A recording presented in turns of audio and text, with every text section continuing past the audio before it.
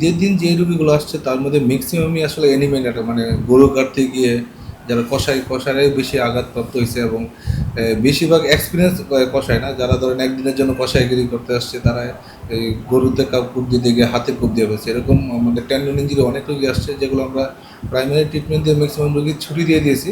আর কিছু কিছু রুগী আছে যা বেশি খারাপ অবস্থা, যেগুলো আমরা ভর্তি দিচ্ছি, এগুলো পরবর্তীতে আমরা ডেফিনেটলি সার্জারির জন্য ভর্তি দেওয়া হয়েছে। ঈদের পর দিন থেকে শুরু হয়েছে রোড ট্রাফিক অ্যাক্সিডেন্ট। সবাই ধরেন ঘুরতে গিয়ে বেড়াতে গিয়ে তখন বিভিন্ন ডিসলোকেশন, বিভিন্ন ফ্র্যাকচার ট্যাকচার হয়ে গেছে। এগুলো ম্যাক্সিমাম কালকে বিকালে তো প্রচুর রুগী আছে। আমাদের ডিরেক্টর স্যার সহ মানে আমরা সব টিম আমরা চলে আসছি ওই সময় আমরা সার্ভিস দেওয়ার জন্য।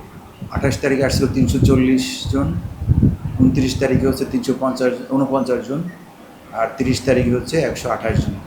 তার মধ্যে মানে কোরবানিজনিত কারণে, যেমন গরুদের গুঁতো মারা, কাটতে গিয়ে এই যে হাত কাটা, আঙুল কাটা, এগুলো ছিল 142 জন। রক কাটা বা মাংস কাটিতে মাংস কাটা, মাছের কাটা আর কি, হাত কাটা বা ধীরে সরে যাওয়া, এই ধরনের রুগী বেশি।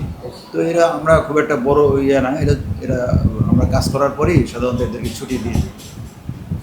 আর আজকে বেশি আসতেছে যে রোড ট্রাফিক অ্যাক্সিডেন্ট, যেখানে পাও ভাঙা বা হাঁটুর উপরে বা হাঁটুর নিচে মেরুদণ্ডের সমস্যা, ঘাড়ের সমস্যা, এগুলো নিয়ে আজকে আসছে 128 জন এ পর্যন্ত। সাধারণত যদি একটা ভেঙে গেল, আমরা সাধারণত যদি বেশি সরে না যায় তাহলে আমরা প্লাস্টার দিয়ে ওষুধ দিয়ে বিদায় করে দিই। আর যদি কেটে গেল, ছোটো কাটা হইলে আমরা সেলাই দিয়ে ডিসচার্জ দিয়ে দিই।